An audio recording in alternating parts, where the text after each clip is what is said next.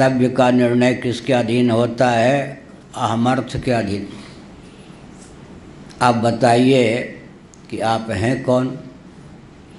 क्या उसी के आधार पर तो कर्म का विधान होगा ना। तो मैं हूँ ब्राह्मण, तो लीजिए ब्राह्मणोचित कर्म का अनुष्ठान आपका कर्तव्य हो गया। मैं हूँ अमुक की माता, तो वात्सल्य रस भावित जीवन बिताइए। अमुक की पत्नी, अमुक का पति। होते होते मैं हूँ जीव, तो जीवन धन जगदीश्वर की उपासना कीजिए। क्या और मैं शुद्ध बुद्ध मुक्त परात्पर पर ब्रह्म स्वरूप हूँ, कौन कर्तव्य का विधान करेगा? आपका कोई कर्तव्य नहीं, अगर तोता रटंत नहीं है तो।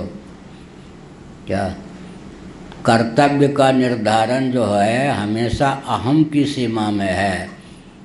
श्रीमद् भागवत के एकादश स्कंद से बोल रहा हूँ। जिसके जीवन में जिस स्तर के अहम की अभिव्यक्ति होती है उसे उसी स्तर से कर्तव्य का दायित्व प्राप्त होता है। उसके लिए उसी स्तर से कर्म का, अन्नमय कोश को लेकर, प्राणमय कोश को लेकर, मनोमय कोश को लेकर, विज्ञानमय कोश को लेकर, आनंदमय कोश को लेकर और साक्षात आत्मा को लेकर ही अहमर्थ की अभिव्यक्ति हुई।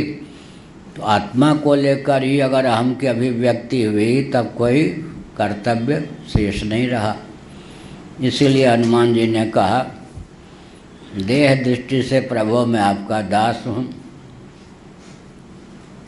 जीव दृष्टि से आप अंशी हैं, मैं अंश हूँ। आप उपास्य हैं, मैं उपासक हूँ। आत्मदृष्टि से कहूँ तो जो आप हैं वही मैं हूँ, जो मैं हूँ वही आप हैं। तीनों ढंग से, तीनों स्तर पर परिचय हुआ या नहीं?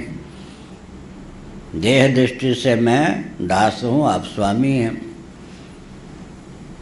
जीव दृष्टि से मैं अंश हूँ, आप अंश शरीक हैं। तत्व दृष्टि से जो आप हैं वही मैं हूँ, जो मैं हूँ वही आप हैं, कोई भेद ही नहीं है। तो तीनों भाव का निर्वाह करते थे कौन? हनुमान जी। व्यवहार में सेवक, उपासना की दृष्टि से उपासक और ज्ञान की दृष्टि से आत्मा। कोई टेंशन या तनाव की बात ही नहीं है। क्या ये हुआ? अब क्या कहा? उभय साम्य मनुष्यत्व प्राप्ति ही। गीता